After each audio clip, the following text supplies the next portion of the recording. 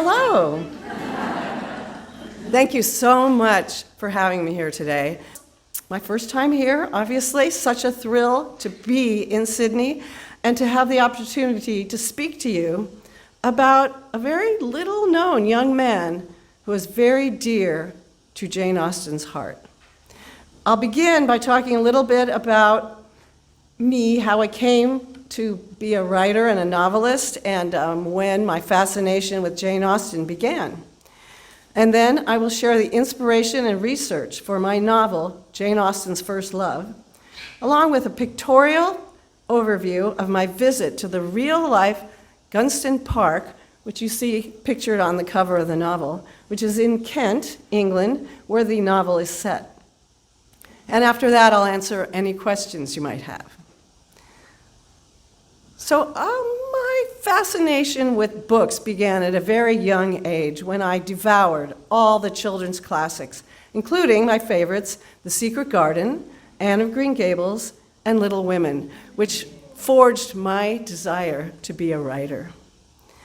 When I was in 6th grade, I told my grandparents I wanted to be a novelist, so they gave me an old typewriter, and I sat down and started writing my first novel.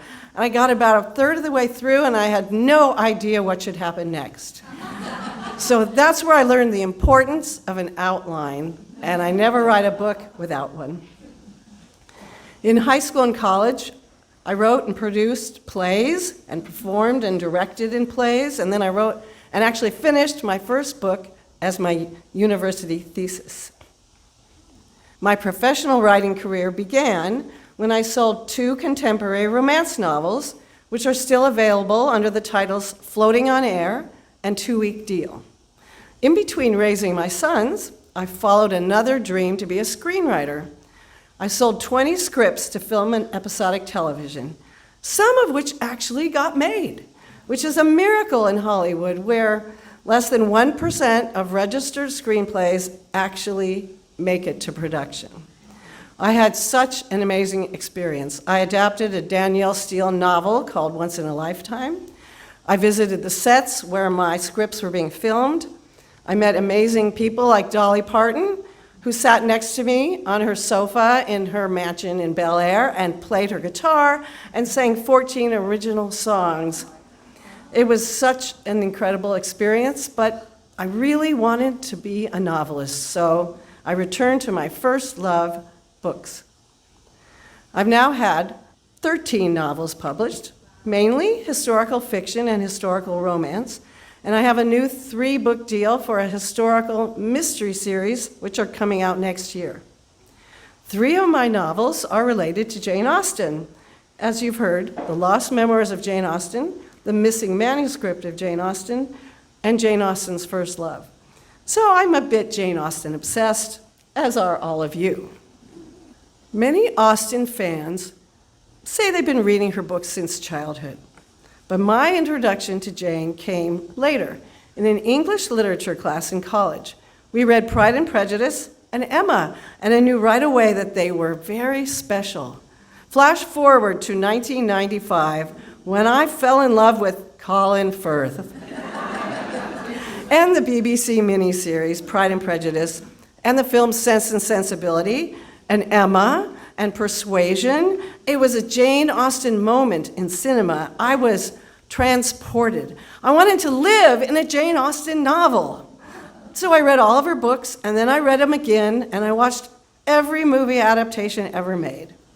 I loved everything about Austen's world, as I know all of you do. The clothes, the manor homes, the English countryside, the exquisite manners, the balls, but mainly the stories.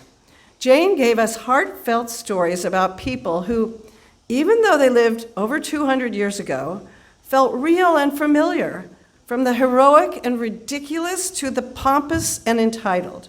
Her characters' journeys are still relevant today because who doesn't want to fall in love and find the perfect partner and live happily ever after? But I also love Jane Austen because she teaches us how to be better people. She gave us a wonderful guide to follow. First, be open to learning and growing and admitting to your mistakes. Second, seek a partner not because of a pretty face or the size of their bank account, but based on shared values and goals. Someone you admire and respect, who will respect and support you in return. The characters who do this, they all earn a happy ending, and those who don't, they are doomed to fail. Now we know that Jane Austen never married, but I believe that if she hadn't experienced a relationship and felt a close connection, if she hadn't loved someone, I don't think she could have written those books as beautifully as she did. So I believe she did have at least one or two love affairs of her own. Very little is known about Austen's love life other than the mention in her surviving letters about a brief flirtation at age 20 with Irishman Tom Lefroy. And yes, we understand that she accepted a proposal from a family friend, Harris Bigwither, but recanted the next morning, so that was not exactly a romance. Cassandra famously mentioned Jane's mysterious seaside romance with an unnamed gentleman. I imagined that in my novel, The Lost Memoirs of Jane Austen, where, in her early 30s, Jane meets a dashing kindred spirit in Lyme Regis. He encourages her literary talent, and they fall in love, but can't marry for good reason. Another real-life romance is hinted at in Jane's preserved correspondence. Although many people think Jane's first love was Tom Lefroy, in fact, she fell in love several years earlier, as a teenager, with an extraordinary young man named Edward Taylor. And that's who I'm going to talk to you about today. Austen mentioned Edward Taylor several times in her preserved correspondence, and who knows how many more times in the letters that her sister Cassandra burned, and she always mentioned him with great affection. The idea for my novel, Jane Austen's First Love, began to germinate when I was rereading Jane Austen's letters. In September 1796, when Jane was in Kent, visiting her brother, Edward Austen, she wrote to her sister Cassandra, "We went by Bifrons, and I contemplated with a melancholy pleasure the abode of him on whom I once fondly doted." This single sentence is so intriguing and so full of information. Jane was 20 years old when she wrote that letter, reminiscing with wistful longing about a young man she'd met years earlier. Scholars have identified him as Edward Taylor, and the abode is Bifrons Park. Bifrons Park was the estate he would one day inherit. Jane's choice of words infer a great deal about her feelings. To dote, D-O-A-T, is an old-fashioned spelling of dote, and it means to express and demonstrate great love and fondness for somebody, or to love to an excessive or foolish degree. Think about that, great love and fondness. Excessive, foolish love. This is Jane Austen we're talking about. And we know so little about her romantic life, yet here was a reference, in her own words, to a young man with whom she was clearly smitten and still thinking about years later. But who was Edward Taylor? Biographers didn't know anything about him. Deirdre LeFay, in Jane Austen, A Family Record, simply states, "Jane met and briefly cherished a girlish passion for a young Mr. Edward Taylor of Bifrons." John Halperin, in The Life of Jane Austen, mentions a tantalizing, if droll, reference to what may have been a past flirtation with Edward Taylor of Bifrons in Kent. Then he refers to him as her old beau, and the most shadowy of her possible suitors. In Jane and Her Gentleman, Audrey Hawkridge includes only one quote from Jane's letters about Edward Taylor in reference to his potential marriage to a cousin, but nothing about her affection for him. And John Spence, in Becoming Jane Austen, provides no information at all other than the references in the letters. So I was astounded that with over 200 years of Austen scholarship, no one had found out anything about Edward Taylor. No one had ever written about him. Why did Jane dote on him so fondly? I wanted to know. So I did copious research. I began by spending long months combing through obscure files on the internet, searching for clues. Since Edward Taylor was a member of the landed gentry, and later in life served in Parliament, I was able to find a few nuggets of information. I discovered he was born on June 24th, 1774. Strangely, some Austen biographers cite him as being a year younger than Jane, which is incorrect. He was a year and a half older. I learned that Edward Taylor had served in the military, very unusual for an eldest son. I found the dates of his marriage and his death, and I uncovered some facts about his parents and ancestors, and discovered he was the eldest son of a family of 8 children. This was a good start, but I wanted more. So I kept researching. And following a hunch, I looked up Edward Taylor's siblings on the internet.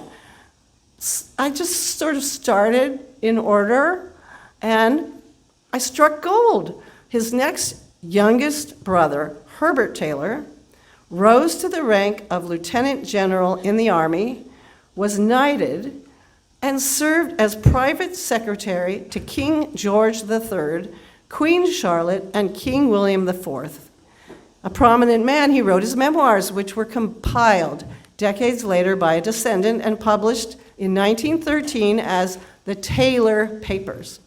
Although long out of print, I found a rare copy of the Taylor Papers, which turned out to be a priceless resource. In the first part of his memoirs, Herbert wrote in detail about his childhood and unusual upbringing in a large family, the details of which, of course, applied to his brother Edward. These memoirs also include letters from Edward Taylor later in life, and his voice spoke to me from the page. The Taylor Papers bring Edward Taylor out of the shadows, revealing him to be a member of an extraordinary, highly accomplished family. He was the eldest son of the Reverend Edward Taylor, Sr., who was educated at Cambridge and had the livings of Patricksbourne and Bridges in Kent. His lineage could be traced back to the 1500s. One of his ancestors sat in Parliament when Oliver Cromwell was in power. The Reverend Edward Taylor was a second son. He inherited Byfriends Park, the family estate, in 1767 at age 33 upon the death of his elder brother. Byfriends was an immense Elizabethan red brick manor home situated on magnificent grounds that had been in the Taylor family for over 100 years. Originally built in 1634, Byfriends got its name for its 2 front wings. Immediately after coming into the property, the Reverend Edward Taylor completely rebuilt Byfriends into an unrecognizable but elegant modern Georgian mansion. An undertaking so massive that the renovated dwelling bore almost no resemblance to its Elizabethan predecessor. This photograph, taken in 1903, is from a British archive of England's lost country houses. Sadly, Byfriends was demolished after World War II. But in 1769, it was a brand new manor home worthy of a landed gentleman seeking a bride. The Reverend Edward Taylor married Margaret Paylor, who came from a well-to-do family in Kent. She had a distinguished lineage herself, having descended from a gentleman who served as an officer of King Henry VIII's household. She gave birth to 8 children in 7 years, 5 boys and 3 girls, including a set of twins. And sadly, in 1780, Edward Taylor's mother, Margaret, passed away after giving birth to their 8th child. Here's a painting from that era of a widower with 5 children. It's not the Taylor family. I couldn't find a picture of them, but It's a telling representation of the perils of childbirth at the time, for we see the portrait of the children's dear departed mother hanging on the wall. Edward Taylor Sr., realizing he couldn't afford to educate his 8 children at English schools, made a bold decision. He moved his family to the continent, where he hired private tutors to educate his sons and daughters at a lower cost. This move, Herbert Taylor tells us in his memoirs, was induced by economical views and yet more by the desire for promoting the education of his children. Whether or not the need to economize, a subject which Jane Austen wrote about with feeling and persuasion, had anything to do with the huge expense the Reverend Edward Taylor incurred to rebuild Bifrons can only be conjectured. But excellent private teachers were cheaper on the continent, so the whole family set sail on a grand new adventure. One can only imagine the difficulties that he endured raising and educating 8 motherless children under the age of 6 while residing in a foreign country, yet he devoted his life to that task and was apparently very successful. Over the next 11 years, the Taylors lived in Belgium, Germany, and Italy, and traveled extensively abroad.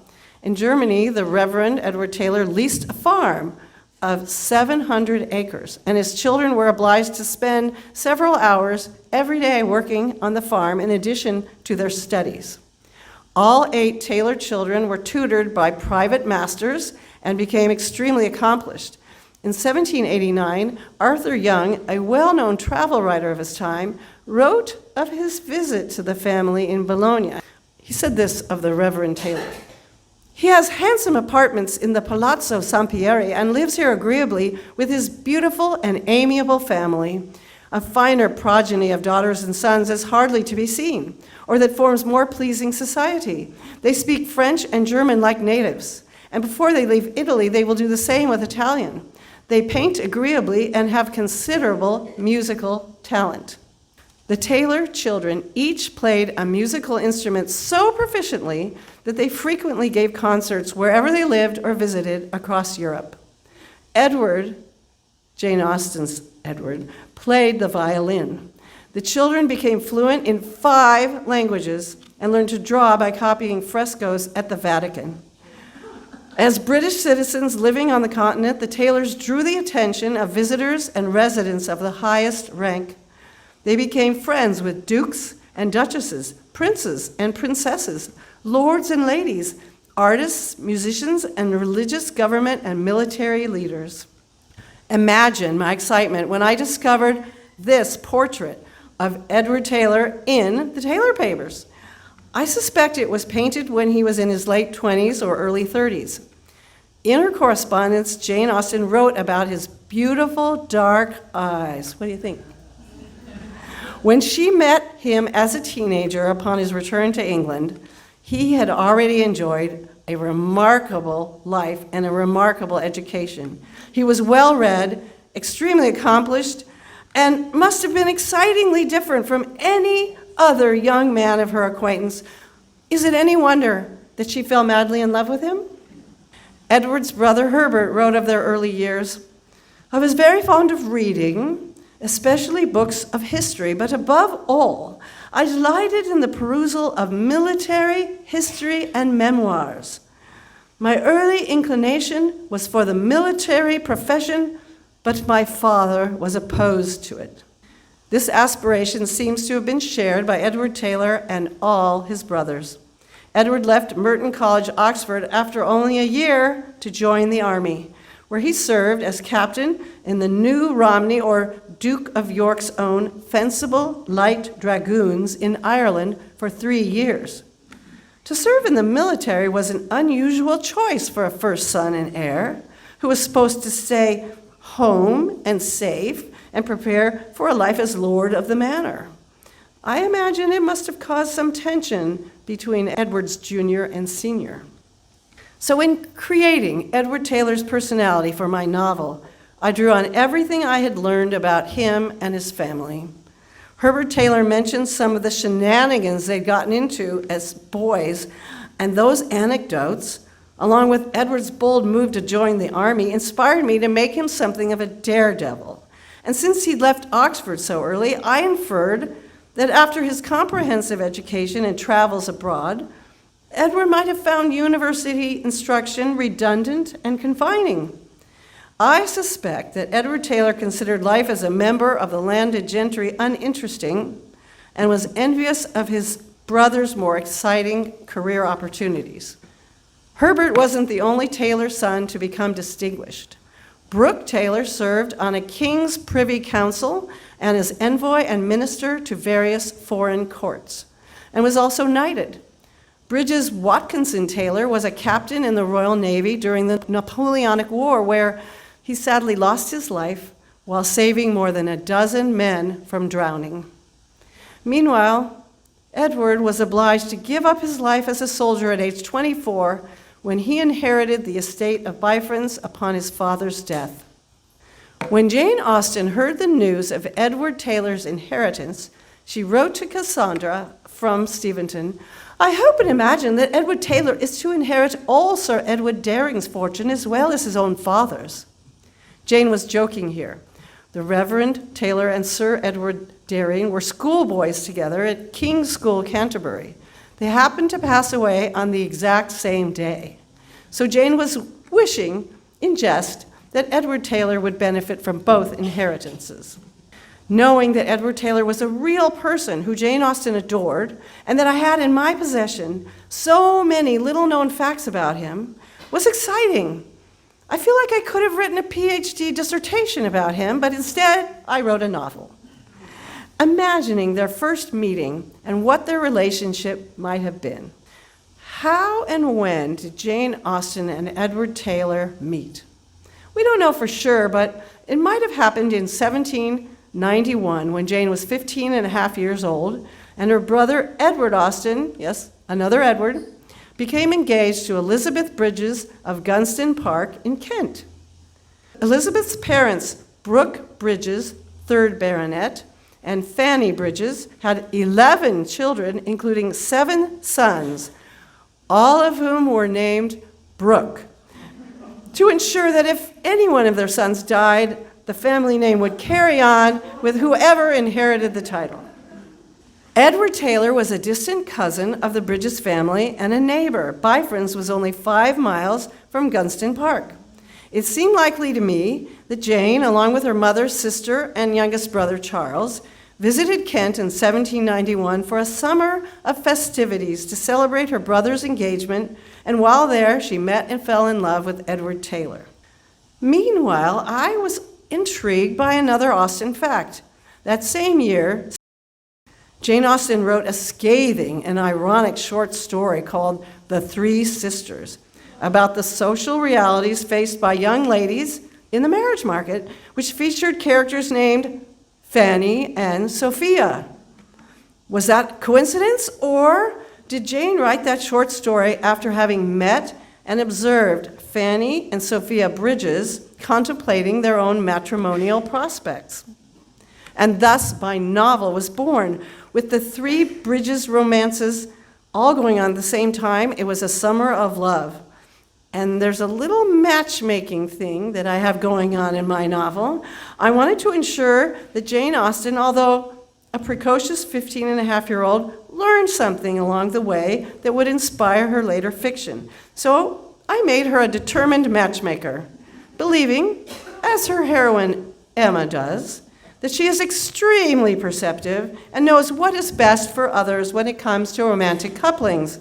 And just as in Emma, Jane's perceptions fall short of the mark and teach her a thing or two. Jane learns something from Edward Taylor as well. When he discovers she loves to write, he tells her, "Begin with short pieces and then work your way up to longer and more difficult ones, as I did with the violin. This is your school, Jane. Read all you can and then write, write, write." Home theatricals were very big in that era, and one of the Austen family's most beloved pastimes. As we know, in Mansfield Park, the performance of Lovers' Vows creates dangerous intimacies and disastrous consequences. So, to further complicate Jane's matchmaking aspirations, I included a theatrical in Jane Austen's First Love, the staging of Shakespeare's A Midsummer Night's Dream, which seemed perfect to me because of the time of year involved, and because, like Shakespeare's play, it's a story of matchmaking that goes unintentionally awry. Edward Taylor's actual birthday was June 24th, which is Midsummer's Day, and he turned 17 years old in the summer of 1791. So I set my story in June, culminating with a Midsummer's Eve bonfire. And as I researched the topic, I learned so many interesting facts about Midsummer Eve customs and traditions in England. So I had Jane experience them, including a moment when she dares to leap over a bonfire along with all of the young men. All of the characters in my novel, except for a maid, are real people who I researched and did my very best to bring them to life on the page. One of them is Edward's cousin, Charlotte Paler. In November 1800, Jane Austen wrote in a letter to Cassandra, "I hope it is true that Edward Taylor is to marry his cousin Charlotte. Those beautiful dark eyes will then adorn another generation at least in all their purity." Charlotte Paler was the only daughter of Edward Taylor's maternal uncle, Thomas Watkinson Paler, Esquire. I was so intrigued by Jane's supposition, I put Charlotte in my novel and made her Jane's rival for Edward Taylor's affections. I enjoyed portraying Jane's relationship with her mother. Jane and Mrs. Austen were both highly intelligent, strong-willed women, and I believe their connection was full of drama. I could relate to that on a personal level. My mother insisted that writing would never be more than a hobby for me. So she insisted that I study sewing, and I had to take many, many sewing classes before she would allow me to study typing. I put a version of that in the novel with Mrs. Austen telling Jane that your writing is just a hobby, Jane. What is important is that you improve and perfect your needlework skills, for they will be of infinite value when you have a family of your own someday. Similarly, my mother made me take all those classes, and admittedly, the sewing's come in very handy over the years. For the Regency gowns that I've designed and sewn for Jasna meetings and balls and all those Austenek plays that I've written and performed in. Here's a quick look at some of them, but I digress. Jane Austen's First Love is almost entirely set at Gunston Park, a manor home that is still standing today and belongs to the Fitzwalter family, descendants of the Bridges. Here I am at Gunston Park. The estate is about 9 miles from the cathedral city of Canterbury. The brick Palladian house was built in 1704 by Brooke Bridges, the first baronet, who put in extensive formal gardens, 15 acres, similar to those at Versailles.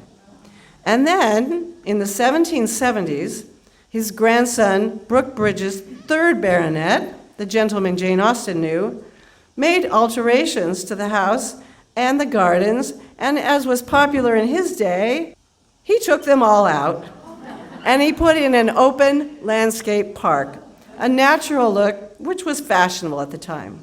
So this is how the grounds of Gunston Park looked when Jane Austen was there. The gardens are lovely and cover 15 acres. When I was there, the family had just moved out of the house, which was undergoing restoration, and it wasn't open to the public. But I applied to the owners, and a distinguished family member graciously treated me to a private tour of the interior. Here's a few pictures of my visit before the renovation. This is from the front entrance hall, which is oval in shape and was embellished with detailed crown molding and a series of large niches. When I saw it, the walls were adorned with delicate Italianate paintings inspired by the first baronet's grand tour and featured floral patterns, cherubs, and scrollwork. The anteroom and adjoining drawing room and dining room featured beautiful Wedgwood molding around the ceilings and doors. And there's a prominent paneled staircase in the large central hallway with a swept and ramped handrail. The upper two floors had many spacious bedrooms. What a thrill it was to know that Jane Austen had climbed that very staircase and slept in one or more of those rooms on her many visits. Today, after a complete makeover, the house at Gunston Park has been returned to its former glory and is available to let out, in case you're interested, for weddings, events, house parties, and overnight stays. They even have, get this, a Jane Austen room as a tribute to their most famous guest. Walking through those rooms and halls, even though they weren't fixed up like this at the time, was incredibly helpful to me. With every step I took, the action of my novel was taking place in my mind. There is an immense natural landscape park at the front of the house, similar to what Jane Austen might have seen. And a holly walk leads to Gunston Church at the far end of the property. It's the same path Jane would have taken when she walked to church with the Bridges family.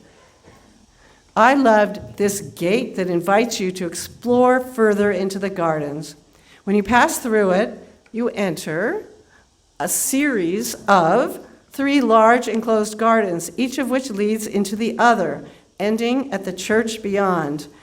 And I had the pleasure of bringing this to life in my book because I had been there and could walk through the gardens with you. Now, the flora may be different now than it was 200 years ago, but the ancient ivy-covered brick walls are still exactly the same.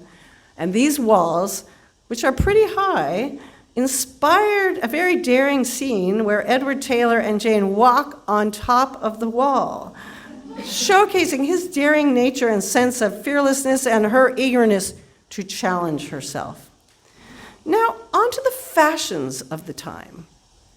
We associate Jane Austen with the Regency era, when it was popular for women to dress in imitation of the ancient Greeks, pinning up their hair and wearing gossamer, empire-waisted gowns. However, Jane did not grow up in the Regency era, but the Georgian era, which began in 1714 and spanned the reigns of the first 4 Hanoverian kings of Great Britain, who are all named George. In Jane Austen's First Love, it's 1791. The empire waist is a thing of the future. For decades, fashionable ladies had been dressing in imitation of Queen Marie Antoinette of France, in gowns made of heavy, stiff fabric, supported by hoop skirts of whalebone, wood, or reeds. They combed up their hair in elaborate styles and coated it with powder. In the 1780s and 90s, however, fashion began to change. Marie Antoinette made popular a new style of gown for day wear, constructed from a lightweight, gathered fabric with a small bustle to give it a rear lift. At first, the dress was mocked and called the chemise gown by critics who claimed it looked too much like underwear. But it quickly became all the rage and was the harbinger of the airy gowns of the Regency era. In 1791, many ladies wore their hair down, long, and curly. And men at the time wore brocaded vests, frock coats, and breeches which would remain in fashion for several more decades.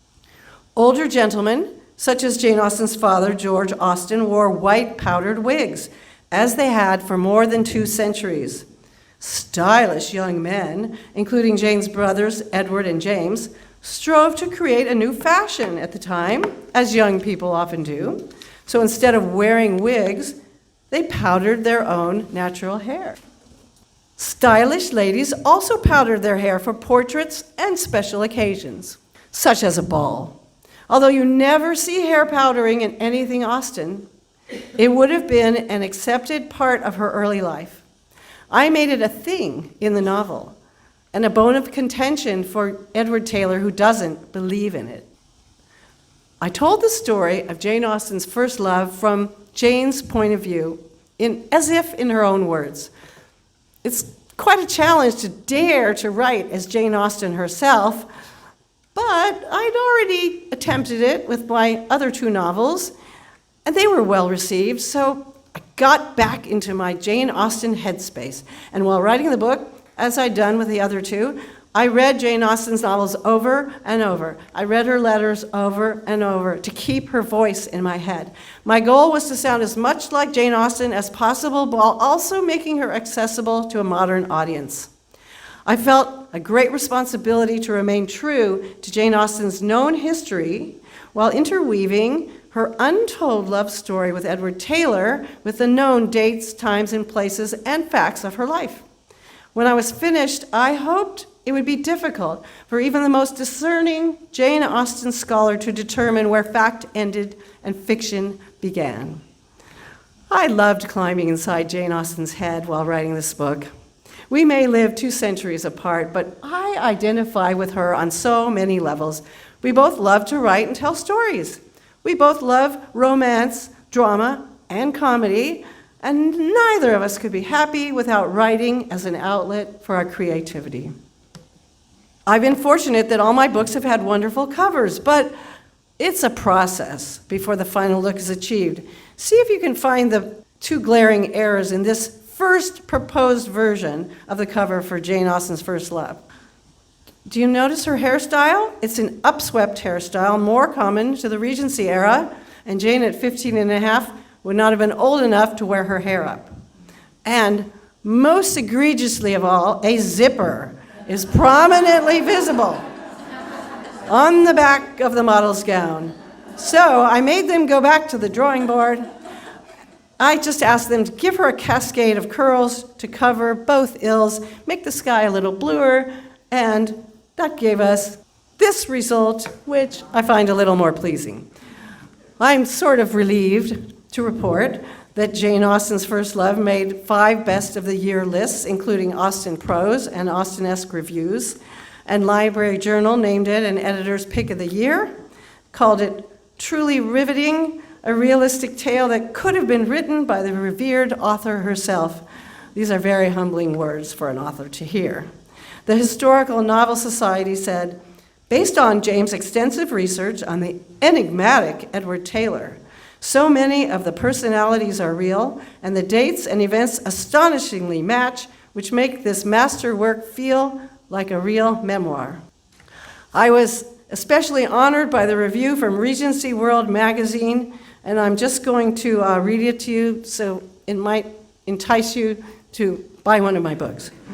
They said it's a quite delightful romance, not only a touching record of a young girl's first experience of love, but also a funny, eventful, and entertaining comedy of Regency manners. Jane's ear for dialogue is unfaltering. Her sympathy for her heroine is wholehearted. It all adds up to an unashamedly romantic package presented with affection and respect.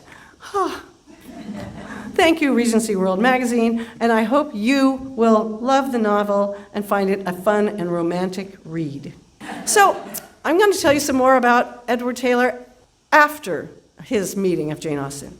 I learned in 1802 that he married, not his cousin Charlotte, as Jane Austen had anticipated.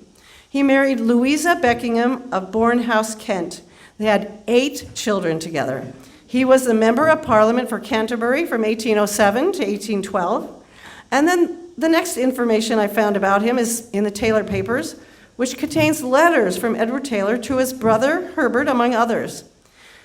Edward Taylor's unusual upbringing, traveling the continent, deeply impacted the man he became.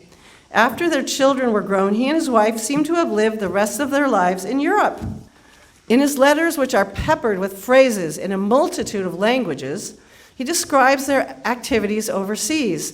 And I thought you might enjoy hearing an excerpt from one of these letters to see the man he became. This is when he was 50 years old. This is an excerpt of a letter dated September 13th, 1824, written from Brussels. This is to his brother Herbert. My dear Herbert, we left Munich with great regret on Thursday last. Yesterday we went to Ludwigsburg to dine with the Queen Dowager of Württemberg. Her Majesty received us with much kindness and was very gracious. It is unnecessary to tell you how much we have enjoyed our visit to Brooke. That's their brother.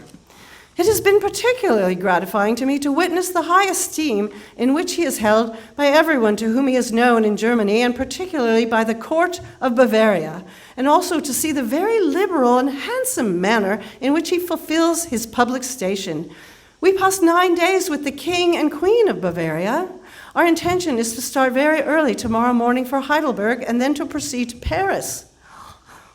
Who lives this kind of life? So the letter continues on September 30th from Paris. We got here safe and sound at noon yesterday after a most prosperous and pleasant journey from Munich, 544 miles without meeting with the smallest accident.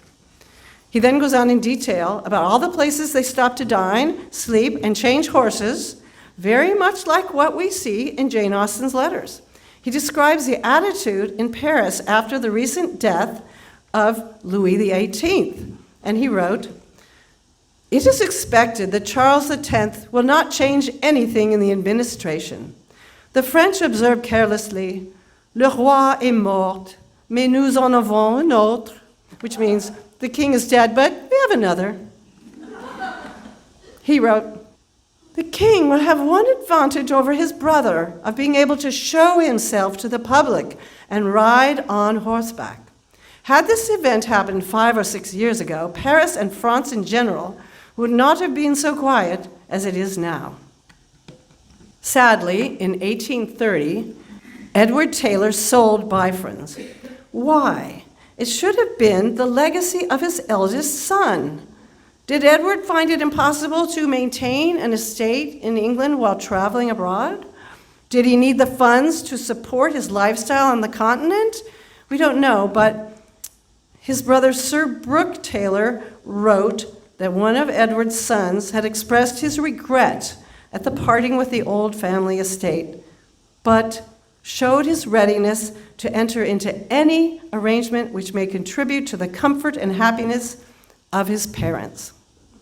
It was such a thrill to find these letters from Edward Taylor, to learn so much about him, and to bring to life my imagined version of his romance with a young Jane Austen. Did Jane really meet Edward Taylor at Gunston Park in Kent in 1791? Or was it a year or two later? Did the Bridges family really host a month of parties that summer to celebrate their daughter's engagement? We can't know, but I like to believe they did. I'd like to conclude by saying, in addition to Jane Austen's First Love, I have 12 other books published in 21 languages, which are also works of my heart. They're available in trade paperback, ebook, and audiobook formats wherever books are sold. I've just signed a contract for a new historical murder mystery series that will be published next year. It's about bold women in 19th century England who are embroiled in danger, romance, and mystery solving that puts their hearts and their lives at risk because they will stop at nothing to uncover the truth. The first book, The Mysteries of Pendoir Hall, set in Cornwall, comes out February 22nd, 2025. And book 2, The Secrets of Thorndale Manor, comes out in May, followed by the third book, The Dangers at Darkmoor House. The last 2 are set in Yorkshire, kind of inspired by Jane Eyre.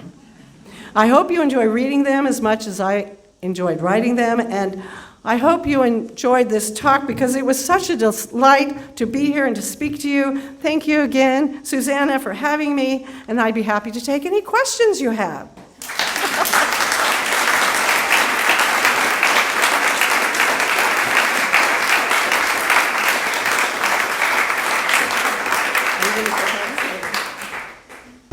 And many years ago, I actually met a woman who joined the Jane Austen Society, who was a descendant of Edward Taylor. Oh. And she had a little portrait that she showed me, and his eyes were absolutely gorgeous. I think it was a different Was it different? Oh. I'll look her up for you, Syrie. It was a gorgeous portrait to see. I just couldn't believe it after struggling so long to find anything at all. And then when I found these memoirs, I'm just turning the pages, and suddenly there's his face looking out at me. That was pretty exciting. And the other, another member that we've got is a descendant of Harris Bigwither. Oh. He came up to me at an event and said, "Oh, my name is Bidwither. Do you recognise that?" I said, "Yes, I do." How fun. How fun. Okay, so How long did you spend researching the novel versus writing the novel? I didn't really keep track. I think I spent half a year researching it and a year writing it, probably. And I continued to research the whole time I was writing. And Syrie, tell us about the process of getting it published. Did you have to find a new publisher that you hadn't used before for the book, or? Well, I've been through a series of publishers in my publishing career for a variety of reasons, but for that one, I had just written the missing manuscript of Jane Austen. Now I'm going to tell you a little bit about that before I answer your question. In that book, I imagined, what if Jane wrote a seventh novel? What if she wrote it when she was young, before she wrote all the books that got published, but it went missing during her travels? And she never had the wherewithal to write it again just for memory. She just gave it up. And then later in life, she wrote an outline called Plan of a Novel, which is really fun. And she claimed that this was based on suggestions from friends and relatives of a book she should write. And I thought, what if that was the outline for the manuscript that went missing? So I took her outline from Plan of a Novel and I wrote the seventh Jane Austen novel.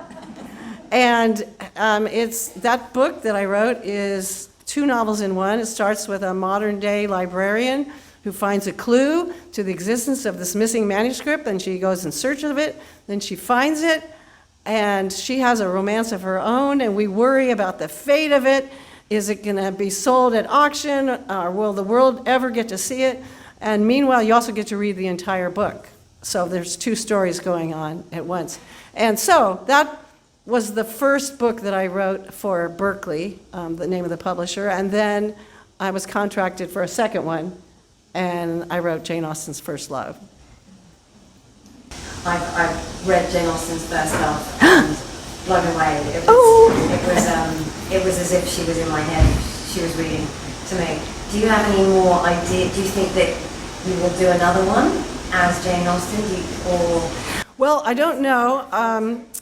I would love to someday. I keep thinking about other things, and I got into this idea that I wanted to write mysteries, and I'm having so much fun doing that because it's a very interesting challenge for an author to write a mystery and have all the clues and all the red herrings and keep people guessing till the end. And you know, Stephanie Barron kind of had the monopoly on Jane as a detective, and there's now a new series about Jane Austen as a detective. So I can't do that. I don't think that would be right. But I may. There's so many other stories to tell about Jane. If you have one you'd particularly like to read, please come and tell me. Yes? Well, could you tell us a little bit about your other published novels? Are they standalone? Are they connected? What are the other ideas that have inspired you? Well, the one in the top left corner, The Secret Diaries of Charlotte Bronte, that was my second book. The Lost Memoirs of Jane Austen was my first Austen book. And in that one, I was inspired by the Seaside Gentleman story. And I also thought it was very interesting that Jane had like 9 years where she was itinerant, moving all over, and not writing anything except the Watsons and things she wasn't happy with. And she didn't start writing again until Chawton Cottage. And that's where she was home and had a place to start writing. And there was a 2-year gap in the preserved correspondence where I thought, what if Jane met a wonderful man during that time? I think it's 1809 to 1811. And 1811 is when she published Sense and Sensibility. So I thought, what if she met this wonderful man who inspired her return to writing, and she took her earlier manuscript, Eleanor and Marianne, the epistolary novel, and then revised it into Sense and Sensibility, inspired by her romance with the man she meets. So that's what Lost Memoirs of Jane Austen is about. We get to see her writing her first book and her relationship with a man I fell madly in love with, and why they couldn't marry. And that book became an international bestseller and won all kinds of awards. And then my publisher said, okay, now we want you to write another book kind of like that, but about a different author. So my other favorite author was Charlotte Bronte. And I wanted it to be The Lost Memoirs of Charlotte Bronte. But apparently the publisher had a problem with having too many words exactly the same at the beginning of a title of a book. The Lost Memoirs of. They said it would be a problem with accounting and trying to keep track of the books. So they changed the title. So it's not secret and it's not a diary, but it's Charlotte Bronte's story, how she came to write Jane Eyre. So much of what she wrote in her novels is autobiographical. That one I researched and wrote 2.5 years. That's how long that one took. And I traveled to England, and I went to Haworth, and I really tried to do justice to Charlotte's life as I tried to do with Jane. And Charlotte came from this crazy family. They lived, in the middle of nowhere, and yet look what happened. She and her sisters became some of the most beloved authors in the English language, and we still read them today. How many other authors have been forgotten and just lost to history? And so Jane Eyre, am I allowed to say in this group that Jane Eyre is one of my favorite books? Well, Charlotte said not very nice things about Jane Austen. She complained about her writing style. She said a few nice things, but Charlotte I wanted to smack her about that. But in every other respect, she was such an interesting woman, and she fell in love with her married Belgian professor, and she had this thing for him for years, and she wasn't even noticing that the curate who lived next door, Arthur Bell Nicholls, was madly in love with her, and it took him 7 years to get up the nerve to propose. And here all these sisters are writing these books with a nutty brother and a blind father. It's an incredible tale. So all there had been were biographies, and I read every biography, and then I brought it to life in her words. So if you like the way I sound as Jane Austen, please read that book, because it's gotten the most awards of any of my novels. It won the audio award for the audio book in the category of romance out of every novel in creation that year. That was pretty exciting. It was named a great group read by the Women's National Book Association in the US. And I feel like I really got into her head, like I tried to do with Jane Austen, because we have 500 preserved letters that Charlotte Bronte wrote, because she corresponded with her best friend, whose nickname was Nell. Her real name's Ellen Nussey. She was told after Charlotte's death by Charlotte's husband, please burn all those letters. Nobody should ever see them. Instead, she sold them to a publisher, which is why we have this incredible treasure trove into Charlotte Bronte's mind and heart, and where I was able to find all the clues to all the autobiographical things. She actually writes about things that happened to her, and then they're in her novel. So, very cool. And I'm just going to tell you about Dracula, My Love, since you asked about my other books. So, you wouldn't think that a Jane Austen fanatic is going to be writing about a vampire, but my eldest son was very interested in college in vampires, and he asked me to help him write a movie that had a vampire in it, and I got really interested in good vampires. He said, we're going to write about a really good vampire that we care about. So I had read the book Dracula, and I thought that Bram Stoker really missed the mark. I thought, what if Dracula wasn't this evil monster as he is portrayed in the novel? What if he's a little more charming like he is in all the movie versions? And Bram Stoker did this interesting thing. He created the first version of a vampire that we know, we associate all these traits with vampires today. He drank blood. He had him able to turn into a bat and fly away. He could turn into a wolf. He could magically vanish before your eyes or appear on little motes of dust and then, boom, be there in front of you. And if you drank a drop of his blood, you were telepathically connected. He did nothing with any of these wonderful qualities and powers in Dracula. He just talked about them. And it was such a disappointment to me. So I thought, what if one of the narrators of Dracula is Mina Harker, the heroine? There's 5 unreliable narrators of that book. I thought, what if she had this incredible romance with this amazing man and then found out he was a vampire? And what if all those qualities that Bram Stoker invented, we get to see them, and we get to have them be telepathically connected and fall madly in love, but she's married to Jonathan Harker, and wow, that was a fun book to write. So I will just tell you one last thing about that. My husband really didn't want to read it. He was so aggravated. He said, vampires are evil, I hate them, they drink blood and kill women, I don't want to read it. I said, just trust me, just try it.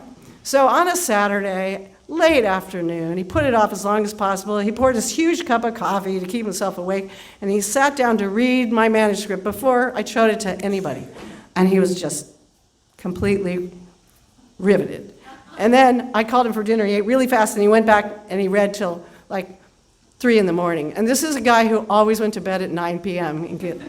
So the next day he gets up early and he's reading all day long, all day Sunday. And then he did something he'd never done before or since.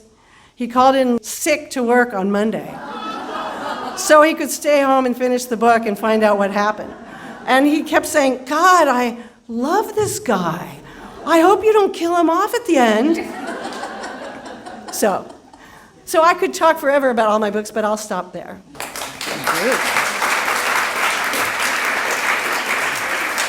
Syrie, thank you for such an inspiring and engaging talk for us today. I think we've all been transported into the realms of imagination of what could have been for Jane. I can personally vouch for the ingenious writing. I absolutely love the missing manuscript of Jane Austen, and so I do recommend it, and I'm looking forward to reading the others. So thank you again. We've been so privileged to have you here today. Thank you. Oh, thank you.